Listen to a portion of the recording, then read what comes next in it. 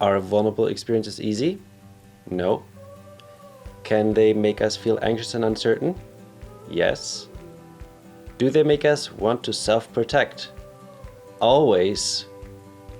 Does showing up for these experiences with a whole heart and no armor require courage? Absolutely. This is the second part of my book review for Brené Brown's Dare to Lead. She has this tool that helps daring, brave leaders be more vulnerable. And I believe, and Brené Brown believes, that you can't be a leader without being vulnerable. And it takes a lot of courage, especially when you're as a leader asking for feedback. And Brené Brown says that you have to get really clear on whose opinions matter. You can't just take feedback from everyone. The way she describes it, and I love this quote, "If you're not in the arena, getting your ass kicked on occasion, I'm not interested in your feedback."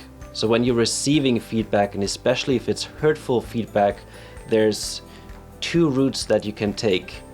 Number one is you reread and rummage in those hurtful comments, and they open the door to self-doubt and shame and guilt and hurt. And especially if it's coming from people that aren't even in the arena, it might not even be real. It might not even be constructive feedback.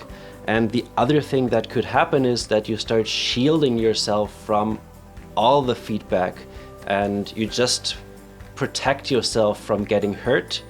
But that also means you're armoring up, you're pretending that it doesn't hurt, although it does. You still know that those comments actually make you feel something, and if you keep doing that over a long period of time, you will stop feeling anything.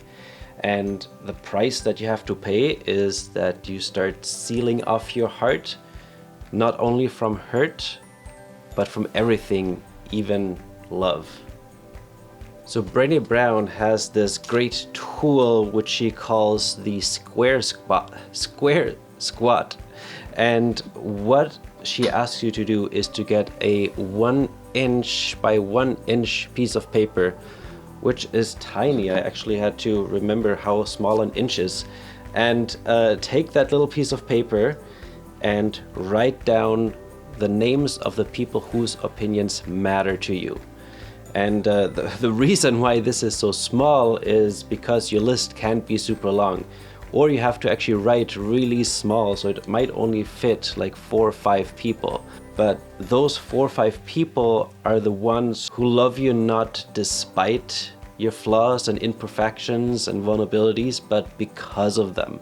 So if you're watching this video, I actually want you to do this right now. Just get a tiny piece of paper. I'm going to do this right now as well. And then send them a message of gratitude. And here's what Brené Brown suggests you send them. "I'm getting clear on whose opinions matter to me.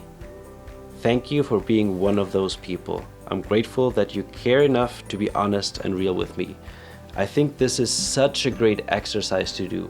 If you're a leader or not, this is something that I truly believe in. You need to have this group of people. You need to have a few people around you that really support you and are real with you, and not just a yes person and agree with everything that you say, but take you to the side and share when you're acting out of integrity, or when you're doing something that is hurtful to yourself or you don't see it.